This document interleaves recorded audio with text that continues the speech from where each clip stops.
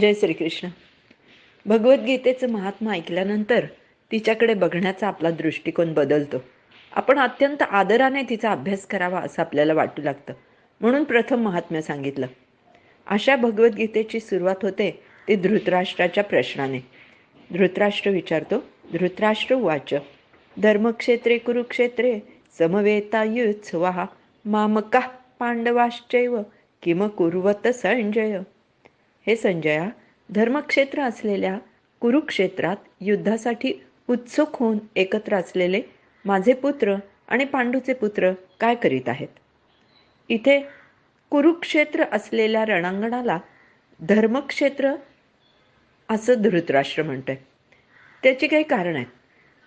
कुरुक्षेत्रावरती फार प्राचीन काळापासून अनेक ऋषीमुनींनी तपश्चर्या केलेली असल्यामुळे तिथे ते अत्यंत पवित्र स्थान झालेलं होतं.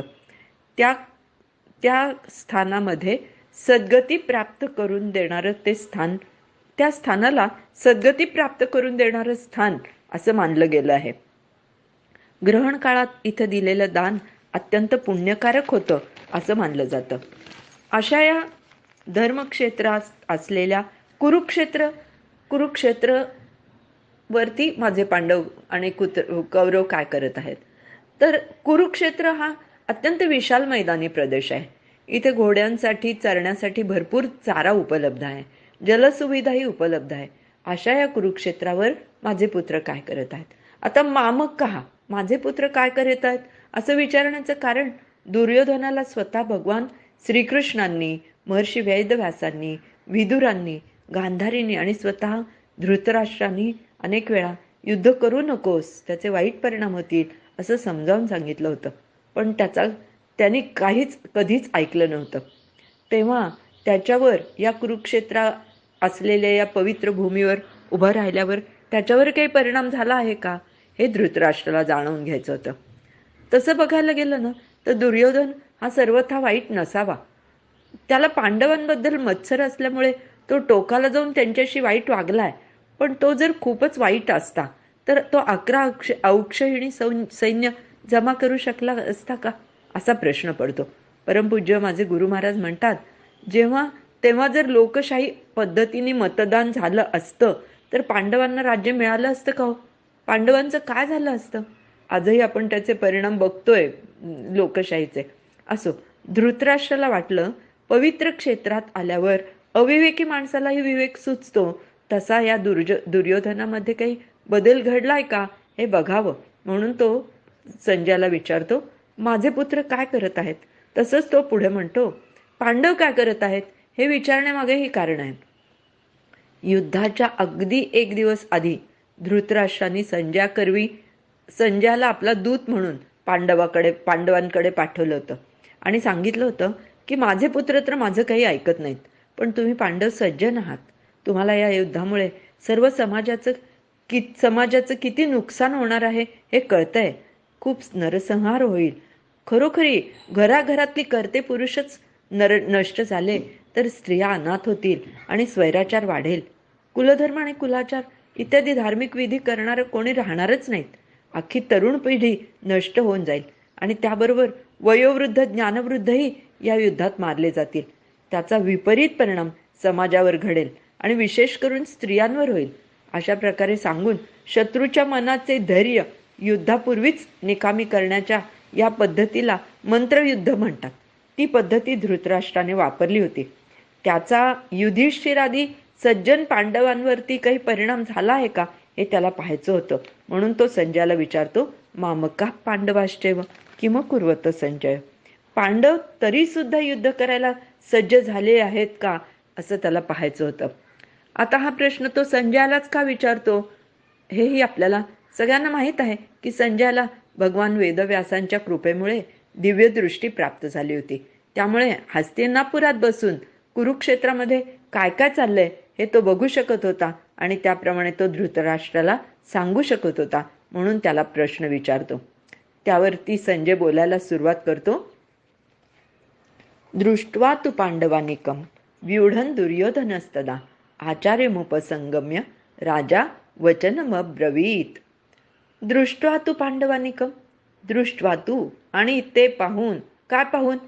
पांडवानिकम व्यूढन, पांडवांची सेना, पांडवानिकम पांडवांची सेना, आणि व्यूढन म्हणजे त्यांची व्यूहरचना पाहून, दुर्योधनस्तदा, दुर्योधनाने त्यावेळी आचार्य मुपसंगम्य, आचार्यम उपसंगम्य, आचार्य द्रोणाचार्य यांच्या उपसंगम्य म्हणजे यांच्या जवळ जाऊन राजा दुर्योधन वचनम अब्रवीत असं बोलला. वचनम अब्रवीत असं राजा स्वतः घोषित आहे, दुर्योधन स्वतःला राजा म्हणून घेण्यात.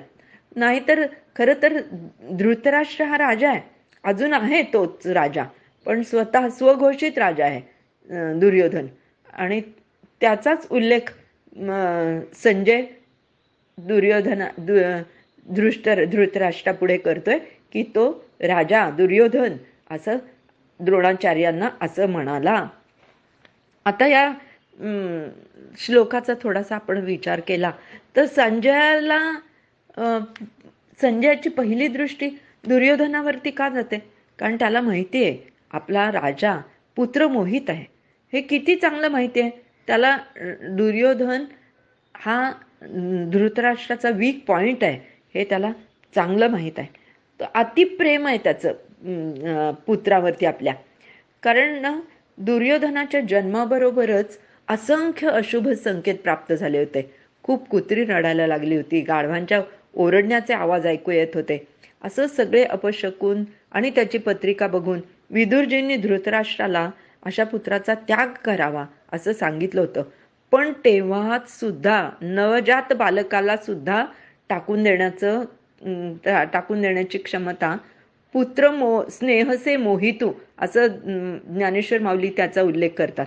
अशा पुत्राचा मोह त्याला जो त्याच्या जन्मापासून लागलेला आहे तो त्याला टाकवत नव्हता. हे जाणून संजयाने प्रथम धृतराष्ट्राचा कॅमेरा दुर्योधनावरती रोखलाय आणि तो काय करतोय हे तो सांगतोय. आता दुर्योधन कसा आहे? अहंकार, क्रोध आणि उत्साह हे सगळे रजोगुण त्याच्यामध्ये मूर्तिमंत आहेत. दुर्योधनाच्या जीवनातला एक प्रसंग सोडला ना तर त्याची आकड किंवा दुराग्रह कधी कमी झालाच नाही. तो हे आपल्याला महाभारतातनं कळतं की जेव्हा या पांडवांना 12 वर्षाचा वनवास प्राप्त झाला होता तेव्हा त्यांना खिजवण्यासाठी दुर्योधन, दुःशासन, शकुनी मामा, कर्ण या सगळ्यांना घेऊन तो सर्व आपल्या स्त्रियांना घेऊन त्यांना छान वस्त्र, छान दागदागिन्यांनी नटवून घेऊन चांगल्या रथात, सज्ज रथात, सुंदर केलेल्या रथात मध्ये बसून ते वनामध्ये आलेले आहेत पांडवांना खिजवण्यासाठी. पण तेव्हा नेमकं असं झालं की काही गंधर्व आपल्या अप्सरांना घेऊन जलक्रीडेसाठी तिथे आलेले होते. त्या अप्सरांना बघून दुर्योधनादी कौरवांनी त्यांची चेष्टा करायला सुरुवात केली आणि तेव्हा त्या गंधर्वांनी त्या दुर्योधन, दुःशासनांना झाडाला बांधून ठेवलं आणि त्यांची मारपीट केली, त्यांच्या स्त्रियांसमोर केली. अशा वेळी कर्ण पळून गेलाय बरं का. कर्ण किती पराक्रमी आहे असं आपण गोडवे गातो, पण कर्ण हा पराक्रमी नाही. अशा वेळी दुर्योधनाला, दुःशासनाला एकटं सोडून तो वनातून पळून गेलेला आहे आणि नंतर सांगितलंय त्यांनी की मी सैन्य आणायला गेलो. पण जर त्याच्यात एवढी हिंमत असती तर त्यांनी त्या गंधर्वांच्या विरुद्ध लढाई केली असती. हे जेव्हा पांडवांना कळालं तेव्हा युधिष्ठिराने अर्जुन आणि भीमाला त्या वनामध्ये कौरवांच्या सहाय्यासाठी पाठवलं. अर्जुन आणि भीमाला बघता क्षणी त्यांच्या म्हणण्याला मान देऊन गंधर्वांनी दुर्योधनादी कौरवांना सोडलंय. हे जेव्हा दुर्योधन आणि दुःशासनाच्या लक्षात आलं आणि हा आपला सगळ्या पत्नींसमोर घडलेला अपमान जेव्हा दुर्योधनाच्या लक्षात आला तेव्हा काही काळासाठी त्याची अक्कड कमी झाली होती, तो दुराग्रह कमी झाला होता. पण तो कधी पूर्णपणे त्याची घमेंड उतरलीच नाही, ती थोड्या वेळापुरतीच उतरली होती. तो सदैव अतिउत्साही, क्रोधी आणि अहंकारी असाच असायचा.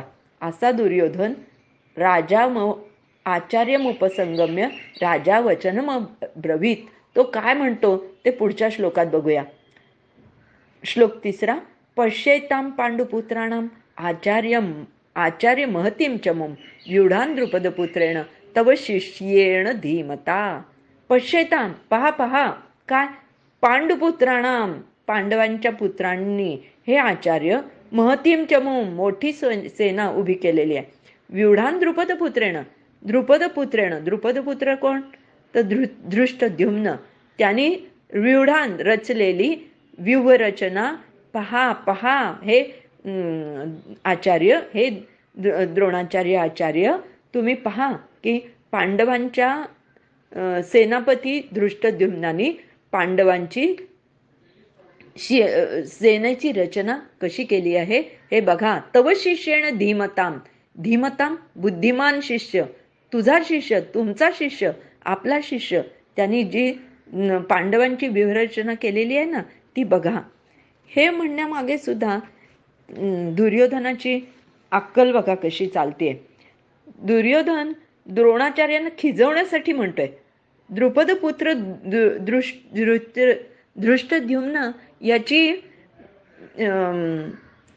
निर्मिती द्रुपदाने यज्ञाकरवी केलेली आहे. हे सगळ्यांना आपल्याला माहित आहे की धृष्टद्युम्न हा यज्ञातून प्राप्त झालेला आहे द्रुपदाला. द्रुपदाने द्रोणाचार्यांचा पराभव करण्यासाठी धृष्टद्युम्नाची यज्ञातून प्रार्थना तपश्चर्यापूर्वक प्राप्ती करून घेतलेली आहे. अशा वेळेस दुर्योधनाने द्रोणाचार्यांना खिजवण्यासाठी मुद्दाम द्रुपदपुत्रांनी केलेली व्यूहरचना पहा पहा असं मोठ्या उत्साहाने तो सांगतोय. आणि खरं तर पांडवांचं सैन्य किती आहे?